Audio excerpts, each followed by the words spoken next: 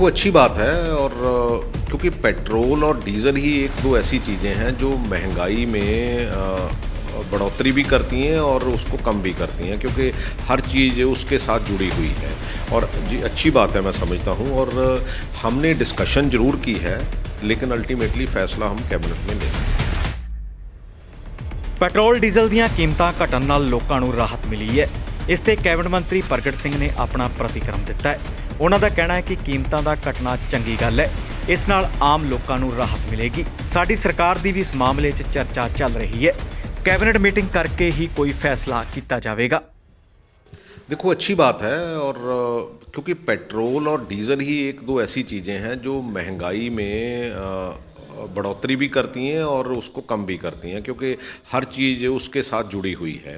और जी अच्छी बात है, मैं समझता हूँ। और हमने डिस्कशन ज़रूर की है, लेकिन अल्टीमेटली फ़ैसला हम कैबिनेट में लेंगे। लेकिन कई जगह बीजेपी की राज्य सरकार है, वहाँ पे भी जो पेट्रोल डीजल पे वैट कम किए गए, लेकिन अभी तक पंजाब सरकार ने नहीं किया। देखो हमारी डिस्कशन ज़रूर हुई है, लेकिन उसके जो भी प्लस माइनस है वो हम कैबिनेट में ला के उसको करेंगे जरूर। सर कहीं ना कहीं देखा जाए हरियाणा में पहले ही रेट कम थे।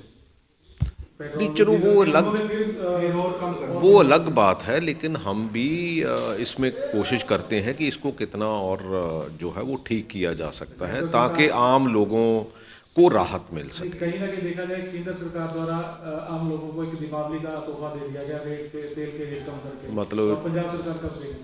मतलब 7 साल उन्होंने बिल्कुल खूब चूसा हमारे जितने लोग हैं, और 7 साल के बाद आप ये समझते हो कि अभी भी बहुत ज़्यादा है।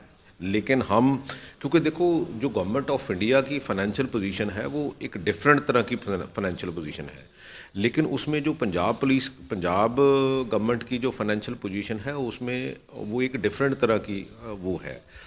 इसको हमें मिसमैच नहीं कर सकते, हम इसको मैच करके कहीं ना कहीं जितना भी हो सकता है उसको राहत जरूर दिलाएंगे। कहीं ना कहीं देखा जाए मोदी सरकार या मोदी जी खुद कहते हैं कि वन नेशन वन टैक्स, कहीं ना कहीं देखा जाए तो पेट्रोल और डीजल को भी जीएसटी के दायरे में लाना चाहिए या नहीं लाना चाहिए? तो हमें ये भी करना चाहिए कि जितना हमारे पंजाब से टैक्स गवर्नमेंट ऑफ इंडिया लेके जाती है हमें वापस भी मिलना चाहिए कि नहीं मिलना चाहिए। तो क्योंकि अल्टीमेटली अगर आप एक बात करते हैं कि एक पैरामीटर के लिए ये होना चाहिए, जितनी हमारी यहाँ से टैक्स रिकवरी है जीएसटी के द्वारा हमें उतनी वापसी तो मिलती नहीं है, क्योंकि वहाँ तो ये पैरामीटर फिर different government of India fix कर लेती है।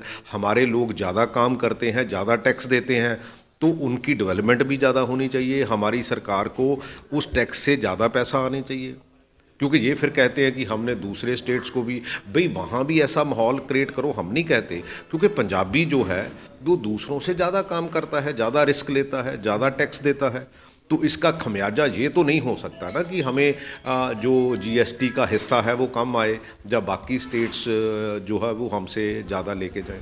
सर एक पीछे नवजोत सिंह सिद्धू इस प्रोग्राम में गए थे जहां कैप्टन पे तो उन्होंने निशाना साधा, साथ ही मुख्यमंत्री पर भी निशाना नहीं ऐसी बात नहीं है, वो सारा कुछ उन्होंने सॉर्ट कहा आउट, कि जो 1 लाख नौकरी देने की बात की गई है, लेकिन जो बेरोजगार वो सारा सॉर्ट आउट हो गया। उसके ऊपर ज़्यादा मैं क्या उनको पक्का कर दिया गया है टीचरों? देखो हम जितने भी जो भी कर सकते हैं, जो भी हम 20,000 टीचर नए भर्ती करने जा रहे हैं अप्रॉक्सीमेटली ये 30 नवंबर तक, क्योंकि अगर जो कोर्ट का कोई ऐसा वैसी, क्योंकि एक हमारी जो जजमेंट है वो रिज़र्व रखी गई है, उसको 11 तारीख को जो है वो कोर्ट ने देना है। अगर वो हो जाती है तो हमारी 20,000, क्योंकि 2 महीने में 20,000 की रिक्रूटमेंट बहुत होती है।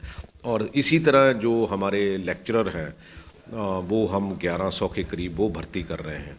लेकिन जो नवजोत सिंह सिद्धू ये बोलते नजर आए कि जो खजाना है वो तो पहले से खाली है, तो कहाँ से लेके आएंगे पैसा, कैसे किया जाएगा मैनेज?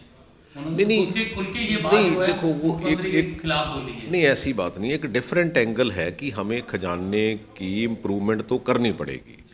तो उसके लिए जैसे हम कहते हैं कि जो एक्साइज़ की कॉरपोरेशन वो बननी चाहिए, क्योंकि वो नहीं बनी, इस समय बन नहीं सकती थी, इसलिए नहीं बन सकती थी क्योंकि एक साल का पूरा जो फाइनेंशियल ईयर होता है उसमें सारी पॉलिसीज़ बनती हैं, तो उसके हिसाब से ये 3 महीने में नहीं हो सकता था। लेकिन मेरा ख्याल है कि आने वाली सरकार में हम ज़रूर उसको कॉरपोरेशन में लाएंगे और ये सारी चीज़ें जो है वो ठीक तरह से तय होंगी। कैप्टन अमरिंदर सिंह ने इस्तीफा देने के बाद अपनी जो नई पार्टी का ऐलान किया है, तो उसे कैसे देखते हैं कि उसका कोई प्रभाव पड़ेगा आने वाले इलेक्शनों में?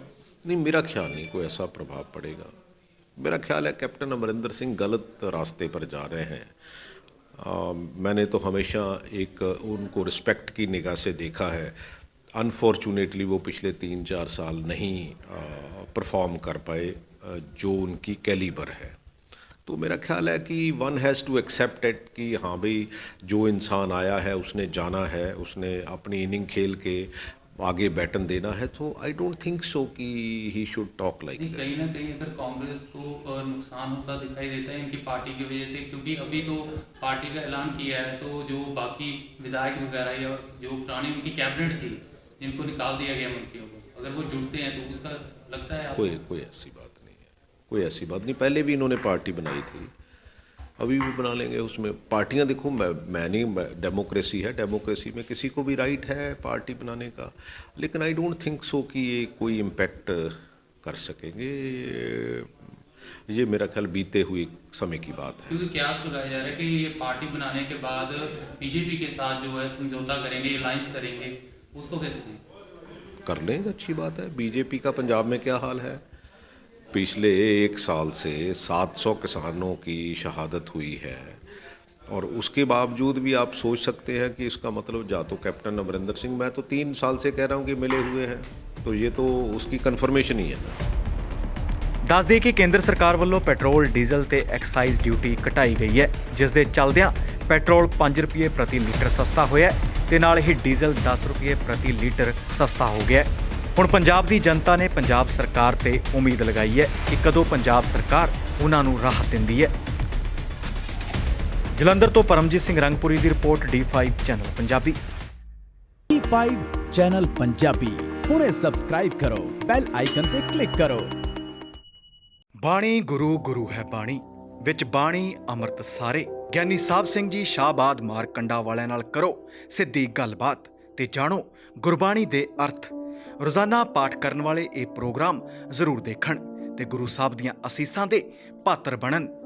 ਦੇਖਣਾ ਨਾ ਭੁੱਲਣਾ ਸਾਡਾ ਖਾਸ ਪ੍ਰੋਗਰਾਮ ਗੁਰਬਾਣੀ ਗਿਆਨ, ਐਤਵਾਰ ਸਵੇਰੇ 7 ਤੋਂ 8 ਵਜੇ ਤੱਕ D5 ਚੈਨਲ ਪੰਜਾਬੀ ਤੇ। ਕੀ ਹੁੰਦੀ ਹੈ ਜਮਾਬੰਦੀ, ਕਿਵੇਂ ਬਣਦੀ ਹੈ ਵਸੀਅਤ, ਜ਼ਮੀਨ ਜਾਇਦਾਦ ਦੇ ਹਰ ਮਸਲੇ ਤੇ ਕਰਾਂਗੇ ਚਰਚਾ। ਦੇਖਣਾ ਨਾ ਭੁੱਲਣਾ ਸਾਡਾ ਖਾਸ ਪ੍ਰੋਗਰਾਮ naibtehsildar.com ਕਾਨੂੰਨ ਜਾਇਦਾਦ ਦਾ।